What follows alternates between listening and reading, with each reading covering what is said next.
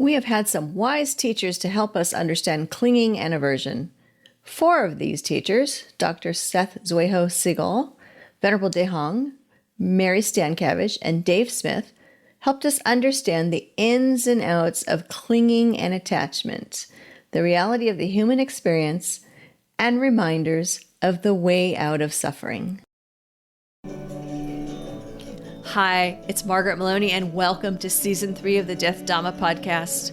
I'm so glad you're here, and I'm so appreciative that you are part of my community. And yet, I seek not to be attached to the idea of the podcast or even to the idea of our community. And that's our topic this season: attachment, clinging, and aversion. What happens when we really want something? What happens when we really don't want something? And what does it do to our suffering and dissatisfaction? Let's dive in and find out a little bit more with today's episode. We've been in a bit of a flow on Season 3 of the Death Dhamma podcast. First, interviewing wise teachers and learning about their experiences with clinging and craving and aversion. And what was it they clung to or tried to stay away from? And they brought us real life stories and deeper understandings. And then the week after an interview, I would go into the Pali Canon and look for some relevant teachings and discuss them in context to maybe 1 or 2 of the key points that our teacher brought us. And then the week following that would be the journaling episode, where I would share with you my own aha moments and life experiences and, mistakes that I've made, with the idea that I hope that, you're journaling and opening up your thoughts and minds and hearts to the teachings that have been brought our way. So what does all that mean? Why am I saying all of this? Because it means that this episode is one of those Pali Canon teaching episodes. Let's revisit some of the teachings and bring them together and see how it lands.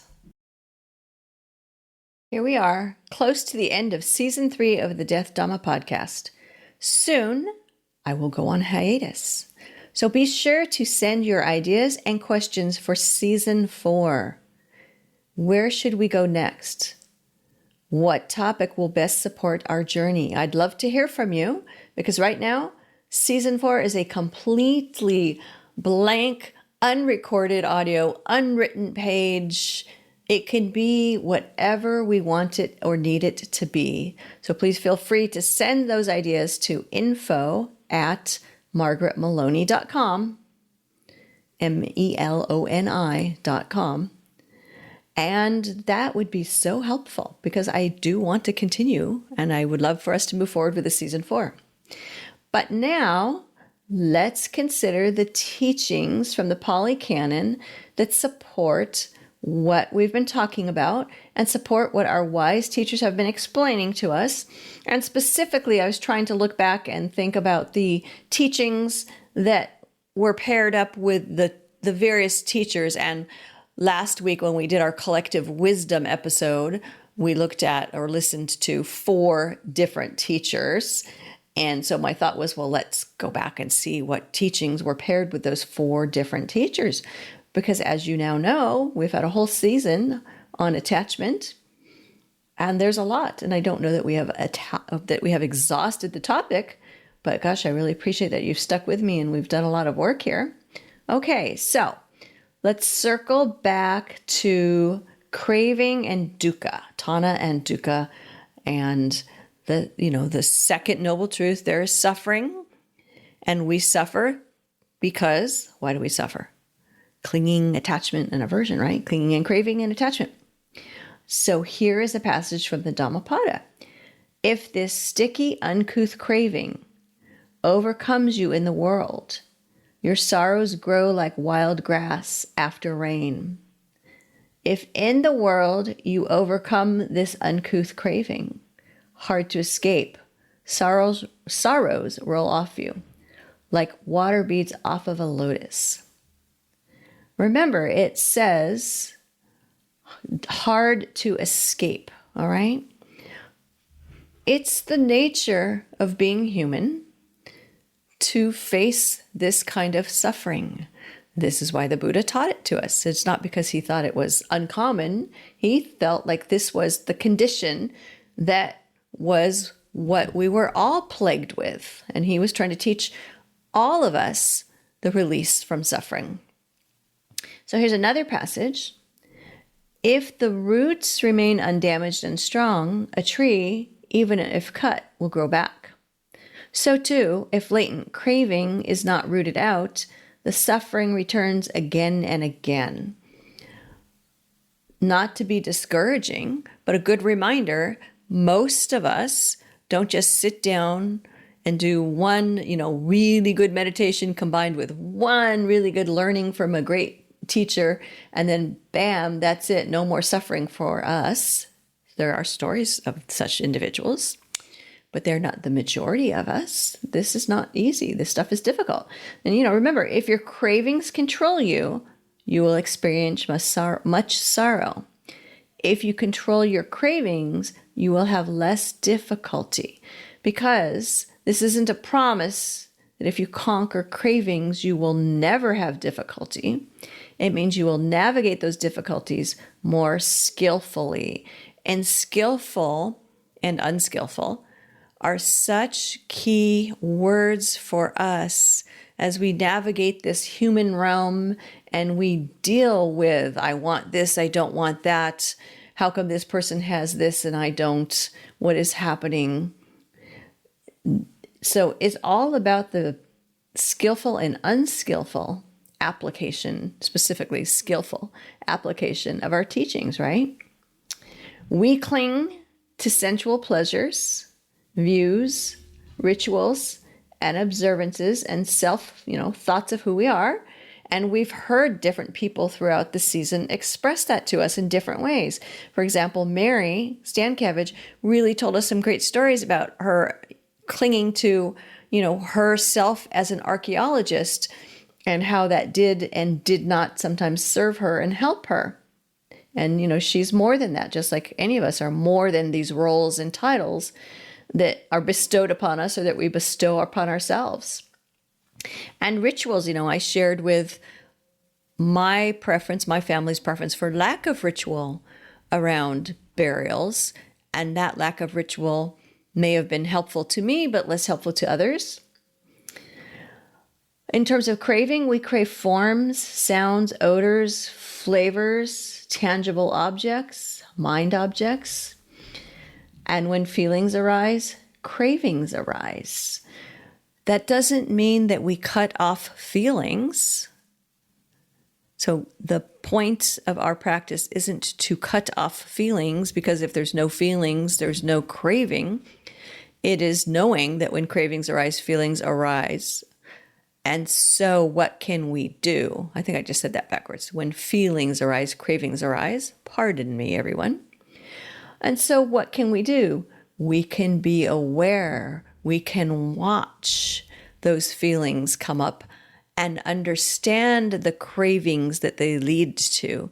And when we develop that understanding, that awareness of, oh, I'm having this feeling, and sometimes when I have this feeling, it leads me to not having sympathetic joy for others. Maybe this feeling leads me to feeling jealous that something's unfair and I want what someone else wants. Or maybe this feeling comes up and I know that I'm not going to feel well and I don't want that. Awareness, this is my step, right? My first step is this understanding and this awareness. So I don't cut off the feeling. I recognize it and I sit with it. Okay, what about aversion? When we experience aversion and push away, usually aggressively pushing something away, mentally or physically, the things that we dislike, pushing away the things we dislike, aversion refers to feelings of aggression. It can be anger, it can be hatred, because again, it's not just like, oh, I don't like that. It's this aggressive, I don't want that. Get that away from me. That better not happen to me. So with that thought in mind, let's revisit part of the Itivuka. Aversion causes harm. Aversion provokes the mind. People don't realize it. As a danger born from within, a person when aversion doesn't know his own welfare. Or I should say, a person when aversive doesn't know his own welfare. So when I'm stuck in that, get that away from me, I don't want that, pushing it away, I don't know my own welfare. And what comes next, which has to do with me not knowing my own welfare, when aversive doesn't see Dhamma. So when I'm full of aversion, I'm not making the best physical and spiritual care of myself, and I'm not able to comprehend the Dhamma. And that means no release from suffering, right? Another passage from the Itivuka. There are these 3 roots of what is unskillful. Which 3? Greed as a root of what is unskillful, aversion as a root of what is unskillful. What is unskillful? Delusion is a root of what is unskillful. So we've got greed, aversion, delusion. These are the 3 roots of what is unskillful.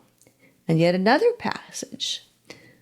One whose passion, aversion, and ignorance are washed away has crossed over this ocean with its sharks, demons, dangerous waves, so hard to cross.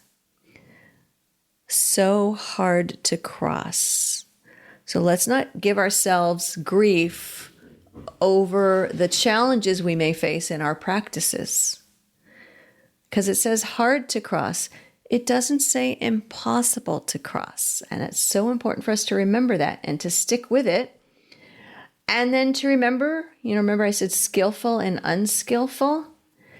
It's really important to remember skillful versus unskillful. This is such a useful and helpful word. It's not wrong to want something. And you've heard in discussion with our teachers, here on the podcast, you're going to have human relationships. You're going to want to eat. You're going to want to stay hydrated. Please do those things and sleep. It's the lobha, the greed. And Dave Smith introduced us to this. He said, it's the greed. When we are coming from a place of greed, that is what is unskillful attachment or unskillful desire. When you have enough and you want more, when you hoard items that could benefit others, specifically, you'll never go through everything you have, but you cling to it. No, I can't give away those 10 cans of beans because I might need them one day. You're never going to be able to eat them all, but you don't give them away. And then you buy more and you don't share. That's greed. That is unskillful. Or you come to want something, so intensely that you lie or cheat or steal to get it. That is clearly unskillful. That is greed.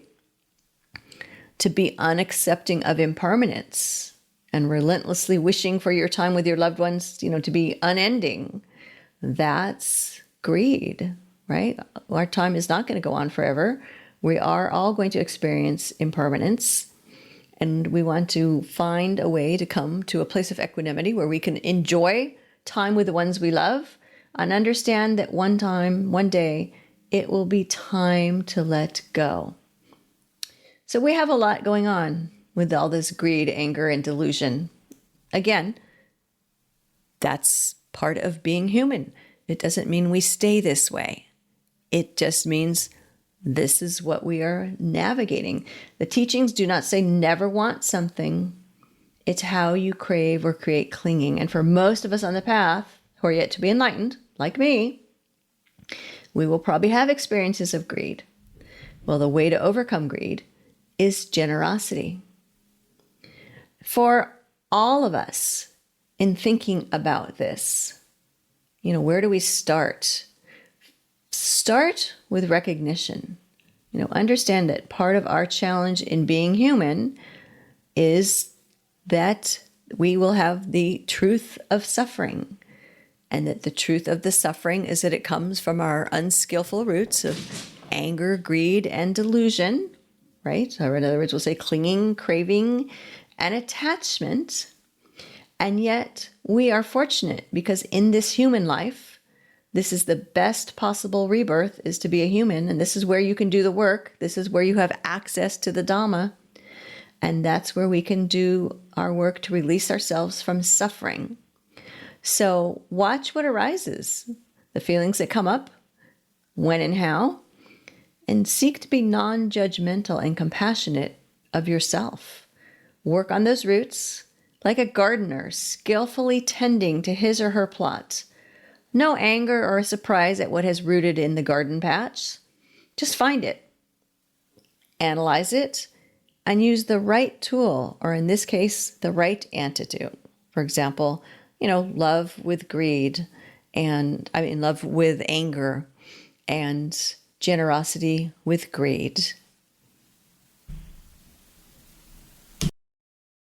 I would love to hear from you, your thoughts, your suggestions, your own stories about attachment. So follow this link, I'm going to read it to you in a minute here, to leave me a 90-second message with your ideas and suggestions. You can go to https://www.speakpipe.com/death_Dhamma_podcast. I suppose you could also just use your favorite search engine to say SpeakPipe Death Dhamma Podcast. And there you can record an audio message for me. And be sure to come over to margaretmaloney.com. That's MargaretMeloni.com and join the community. You've been listening to the Death Dhamma Podcast with your host, Margaret Maloney. Thank you so much for being here. Come find me on margaretmaloney.com, MargaretMeloni.com. And until we meet again, may you be well, may you be happy, may you be at ease, and may you be free from suffering. Bye for now.